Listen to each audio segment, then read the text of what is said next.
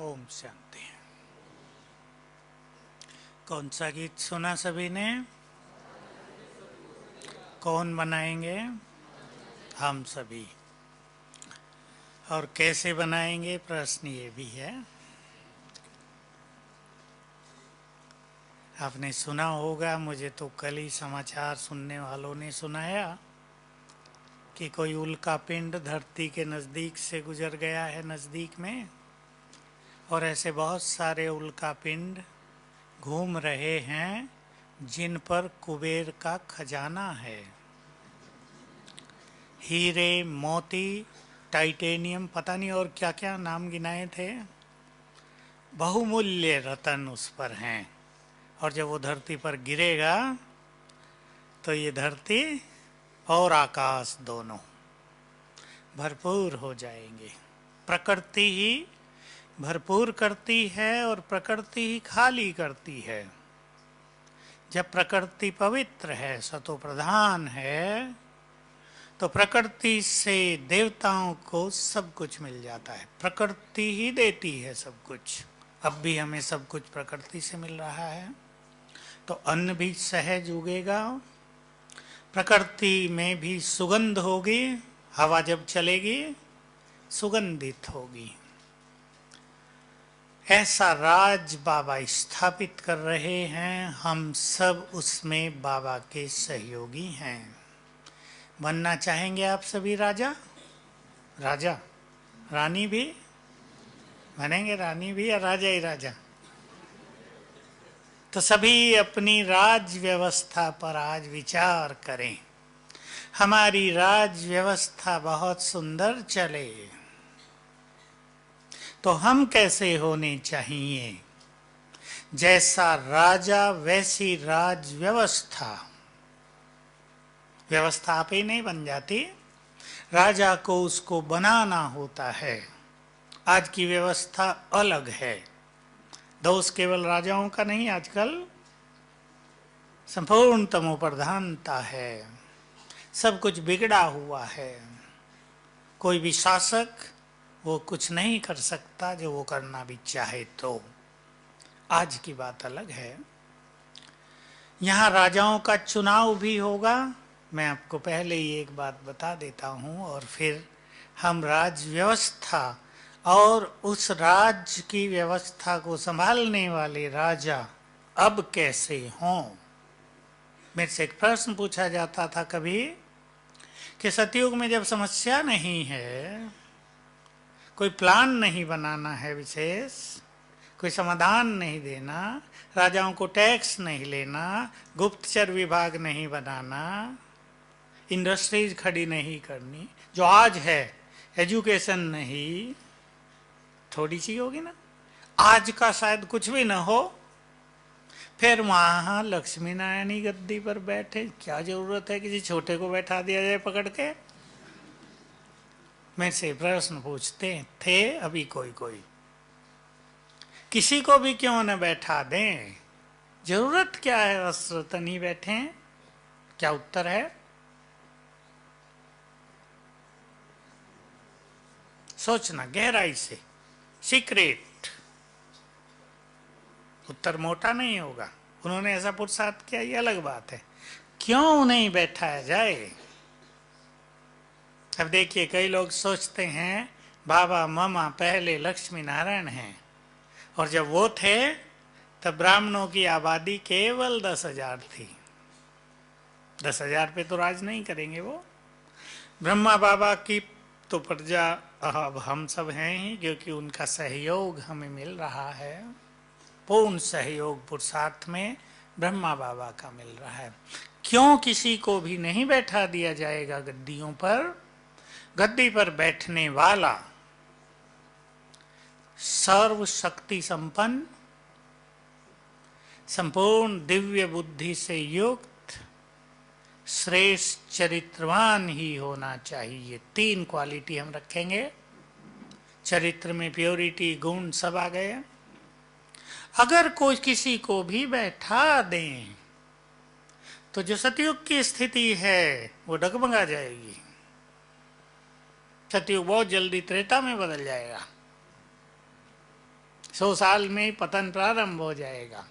इसलिए राजा जो जिम्मेदार है वो उस समय की सबसे शक्तिशाली आत्मा ही होनी चाहिए। उसके वाइब्रेशन से प्रकृति भी कंट्रोल में रहेगी, सतो प्रधानता उसकी कायम रहेगी। और अगर किसी साधारण आत्मा को बैठा दिया जाए, उसके कमजोर वाइब्रेशंस जल्दी गिरावट को निमंत्रित कर देंगे। तो कैसी होगी सतयुग की व्यवस्था? मकान बनेंगे, बनेंगे महल या नहीं? बनाने वाले भी होंगे, उनके डिजाइन भी बनेंगे, कपड़े भी बनेंगे, सिलाई करने वाले भी होंगे, तो धागा तैयार करने वाले भी होंगे, तो कपड़ा बनाने वाली फैक्ट्री भी होंगी या नहीं? लोग सोचते हैं सतयुग में क्या काम होगा, ये काम नहीं होगा। क्वाइंस बनेंगे, जेवर बनेंगे, साड़ियाँ सिंपल नहीं होंगी, हीरे मोती जड़े होंगे उनमें।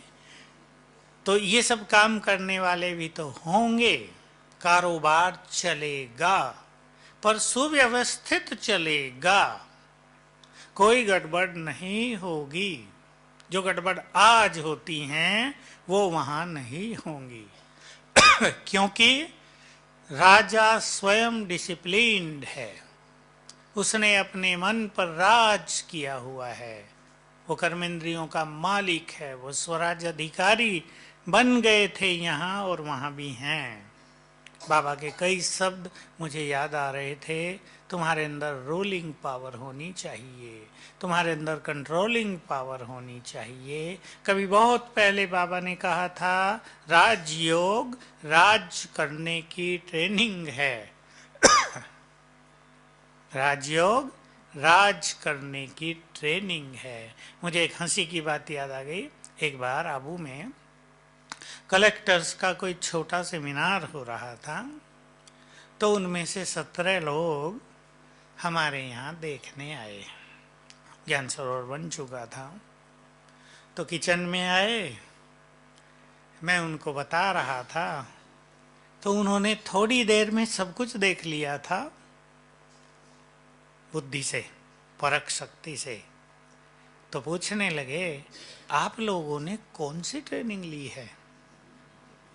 बहुत अच्छा एडमिनिस्ट्रेशन है। तो मैंने हंसी में कहा, तब एक चीज हमारे यहाँ थोड़ी प्रचलित थी, आप लोगों की ट्रेनिंग का नाम है, डिग्री का नाम है IAS, हमारी ट्रेनिंग का नाम है WAS, वर्ल्ड एडमिनिस्ट्रेटिव सर्विस। हमारी वर्ल्ड एडमिनिस्ट्रेटिव सर्विस है। और राजयोग हमें विश्व पर राज करने की कला सिखा देता है, ट्रेनिंग दे देता है। जो स्वयं मर्यादाओं में आ जाते हैं, कानून, उनके द्वारा ही कानून का राज्य स्थापित हो जाता है। जो सत्य धर्म को पालन करते हैं जीवन में, उनके द्वारा ही राज्य में सत्य धर्म की स्थापना हो जाती है। जो यहाँ श्रीमत का संपूर्ण पालन करते हैं, वो वहाँ एक मत हो जाते हैं। जिनकी स्थिति यहाँ अचल, अखंड, अडोल रह जाती है, वो अखंड राज्य के मालिक बन जाते हैं। बहुत गहरा ये कनेक्शन है।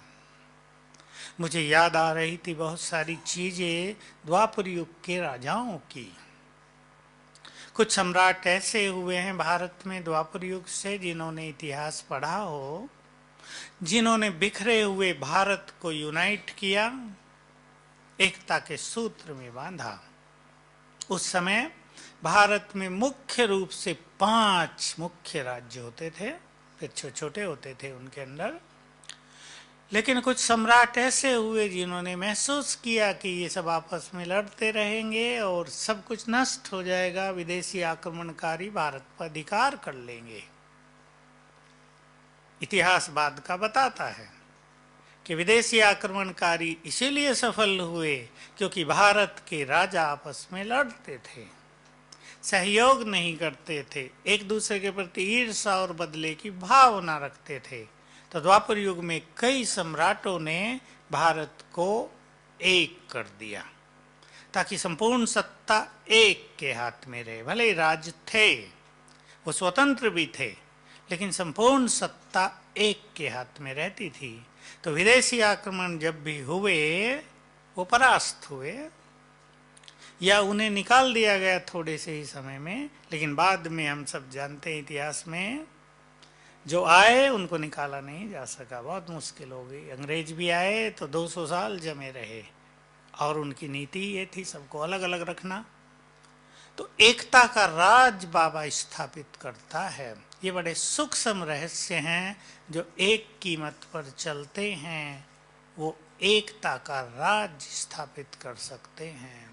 जो सत्य धर्म में, हमारा सत्य धर्म है पवित्रता, जो इस सत्य धर्म का संपूर्ण पालन करते हैं वो एक धर्म की स्थापना कर देते हैं। तो हम सभी के ऊपर बहुत बड़ी जिम्मेदारी है। सतयुग की व्यवस्था के बारे में आप सोच लेना। मकान बनाना है, किसी को महल बनाना है, तो राजा से परमिशन लेंगे या नहीं लेंगे? जितनी जमीन चाहिए बस उतनी ले लेंगे। हर महल में क्या क्या होगा विचार करें। ये मेरा अपना एक संकल्प है, एक विजन है। हर एक के महल में खेती भी, फल फूल वृक्ष भी, वहीं सब कुछ खाने पीने का इंतजाम हो जाएगा अंदर ही। गाय होंगी या नहीं होंगी? क्योंकि दूध घी है बहुत, तो गाय तो होगी। भैंस नहीं होंगी। भैंसों ने क्या बुरा किया भाई जो भैंस नहीं होंगे सत्य में? अच्छा, तो महल को जगह इतनी बड़ी होगी हर एक के, तो उसी में सब कुछ प्रबंध होगा। पेड़ों के लिए बाबा ने कह दिया बस ऐसे ही होंगे, तोड़ेंगे और खाएंगे। आजकल भी हो गई है ये सब व्यवस्था। मैं तो ये देख रहा हूं कि जो कुछ सतयुग में हमारे पास होगा वो यहीं से अब तेजी से होने लगा है, और जो नहीं होगा वो लोप होने लगा है। बहुत कुछ नहीं होगा वहां, वो सब चीजें लोप हो जाएंगी अगले 10-12 सालों में ही, 20 साल के अंदर ज्यादा से ज्यादा।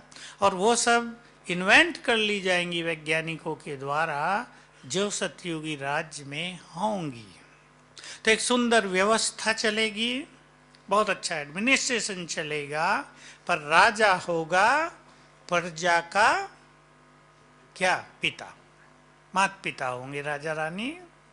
और पूरा संसार उस समय जितना भी है वो एक परिवार की भांति होगा। राजाओं के पास, विश्व महाराजन के पास आना जाना वैसे ही होगा जैसे बच्चों का अपने माता पिता के पास आना जाना। वहां और ये सब शक्ति नहीं है। न किसी को टैक्स देना है। क्यों नहीं टैक्स देना है?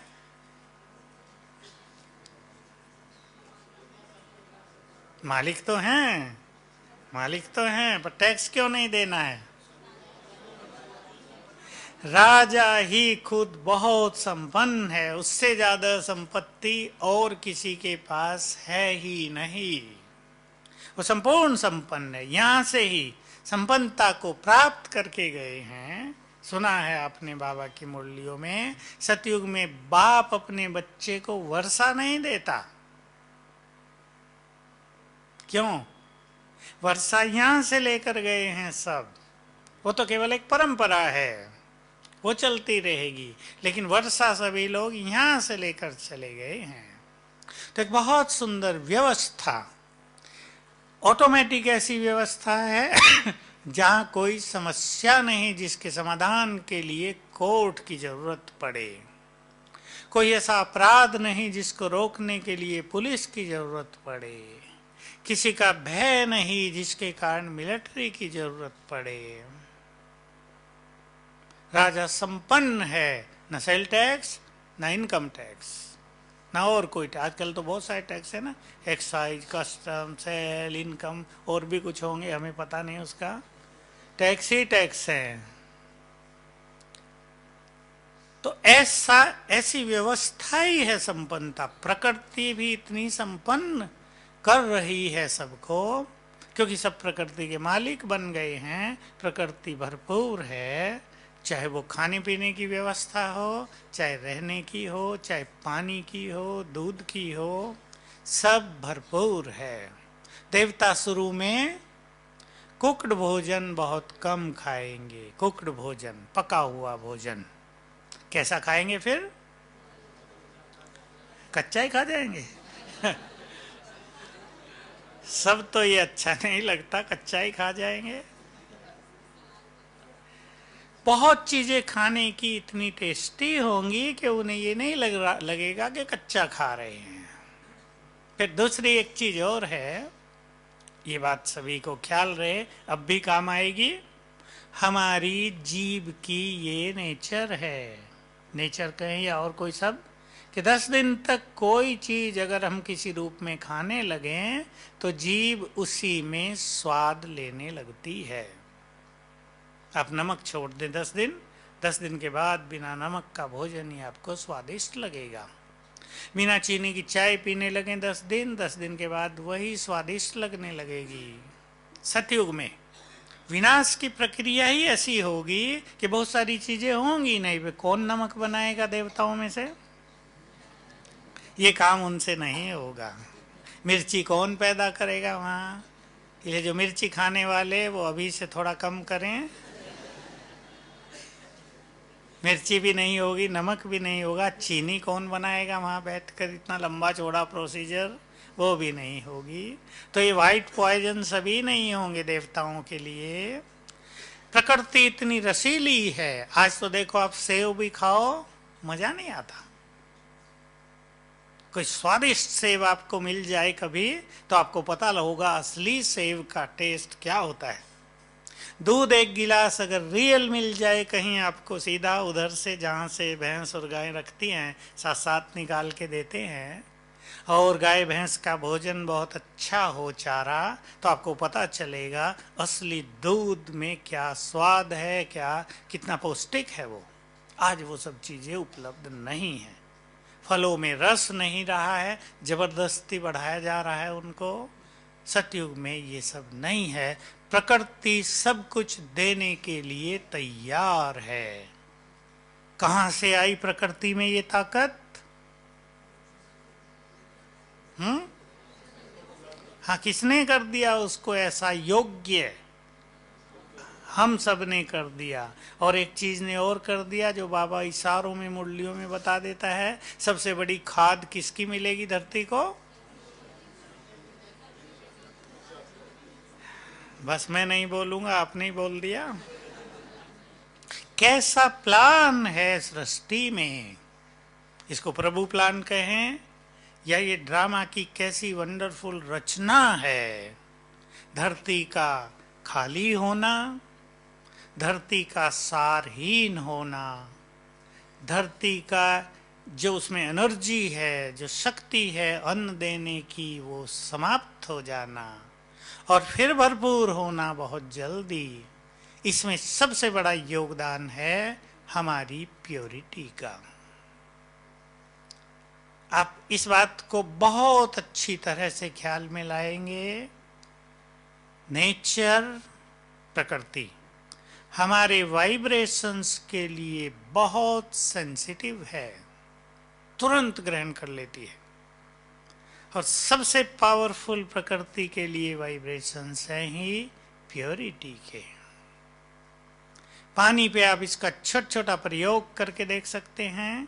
पानी को दृष्टि देकर कुछ अच्छे संकल्प कर दो, पानी में उस तरह की एनर्जी भर जाएगी और उसका उपयोग जहाँ तहाँ किया जा सकता है। हमारे संकल्पों की एनर्जी, हमारी प्योरिटी की एनर्जी प्रकृति के लिए सबसे बड़ी शक्ति है।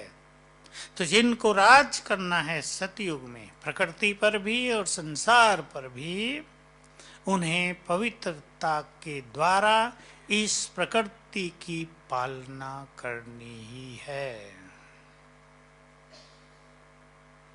बाबा हमेशा कहते हैं धर्म और राज दोनों स्थापित कर रहे हैं बाबा। राज्य के लिए मुरलियों में हमेशा बोलते हैं, तुम योग बल से अपना राज्य स्थापित कर रहे हो। तो योग बल से होता है राज्य स्थापित, और पवित्रता के बल से होता है धर्म स्थापित। धर्म की शक्ति प्योरिटी में है। हमारे पास भी हम सेवाओं को प्योरिटी के आधार से ही ज्यादा बढ़ा सकते हैं, वही उसके पीछे रहस्य है। तो हमें ऐसा राज्य स्थापित करना है जहां व्यवस्था में किसी को किसी की कोई शिकायत नहीं होगी, न देवताओं को देवताओं की, न देवताओं को अपने राज्य अधिकारियों की, न किसी व्यवस्था की। सब कुछ एक्यूरेट चलता है, परफेक्टली चलता है। उसके लिए मैं हंसी में एक चीज लिखाई इसमें अपने प्रोजेक्ट में, जिसको राजा बनना हो वो 8 घंटे योग करे, जिसको राजाओं के समीप रहना हो वो 6 घंटे करे, जिसको साहूकार प्रजा बनना हो वो 4 घंटे करे, जिसको हल्की प्रजा बनना हो वो 2 करे, और जिसको राहसाह बनना हो वो 1 करे। एक सिंपल व्यवस्था यहाँ हम ले लें अपने लिए। राजा तो सब बनना चाहेंगे। बाबा की मुरलियाँ हम पढ़ सकते हैं 69 एंड की, शुरू की बिल्कुल 70 की, जिसमें बाबा ने कहा, मुझे याद है कभी इलेक्शन हो रहा था भारत में, तो बाबा की मुरली चली तभी, तो बाबा ने कहा तुम्हारा भी इलेक्शन होता है, राजा वही बनेंगे जो सभी के दिलों पर राज करते हों, यानी दिल से जिनको सब वोट देते हों, दिल से चाहते हों। वो व्यक्ति जो वर्तमान में राजा हो लेकिन सबके दिल पर राज न करता हो, वो वहां राजा नहीं बनेंगे। कोई व्यक्ति बिल्कुल छोटी सेवा कर रहा हो लेकिन अपनी स्थिति, व्यवहार, अपनी रॉयल्टी, अपनी धारणाओं से सबके दिल पर राज करता हो, वो राजा बनेंगे। वोटिंग सिस्टम वहां भी है। प्रजा को राजा पूरी तरह संतुष्ट करेगा। सतयुग में राजा संपूर्ण प्रजापालक है। यहां जो सबको संतुष्ट कर पाएंगे वो राजा बनेंगे। बाबा ने 5% की छुट्टी दे दी थी, याद हो आपको? मुझे याद है बहुत अच्छी तरह। दादी के समय में दादी ने बाबा से ही पूछा कि बाबा, सबको संतुष्ट करना बड़ा कठिन काम है। कठिन है या सहज? सचमुच कठिन है। बाबा ने कहा अच्छा कठिन है तो 5% की छुट्टी है, यानी 5% नाराज भी रहे तो चल जाएगा, पर 95% संतुष्ट होने चाहिए। तो राजा का ये सबसे प्रमुख लक्षण होगा, उसमें पालना का संस्कार, बिल्कुल अपनापन सबसे, हदे नहीं, ये मेरा है तो इसकी पालना हो, ये तेरा है तो इसकी पालना ना हो, ये नहीं, संभाव। मुझे याद आ रहा था राजाओं की कुछ बातें। भारत में भी राज व्यवस्था ऐसी रही है कि राजा लोग रात को अपनी नगरी में घूमते थे गुप्त वेश बनाकर, 2 चीज देखने के लिए, मेरे नगर में कोई भूखा तो नहीं सोता, मेरे नगर में कोई रोता तो नहीं। एक और मान्यता थी, इन सब को हम जोड़ सकते हैं अपने राज्य व्यवस्था से, क्योंकि वर्तमान में हम राजा स्थापित कर रहे हैं। वर्तमान में हमारा स्वरूप सतयुग की राज्य व्यवस्था के स्वरूप से मिलता अवश्य हो, थोड़ा भी मिले, मिलन अवश्य होना चाहिए। एक और बात, एक मान्यता मैं आपको सुना देता हूं। किसी राज्य में अगर अकाल पड़ जाता था तो एक आम मान्यता थी कि राजा ने कोई पाप किया है,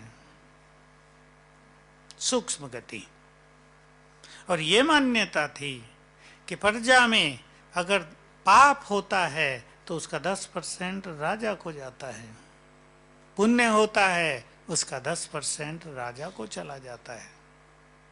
इतनी जिम्मेदारी राजा की, तो उसको बहुत चरित्रवान, बुद्धिमान, शक्तिशाली होना चाहिए।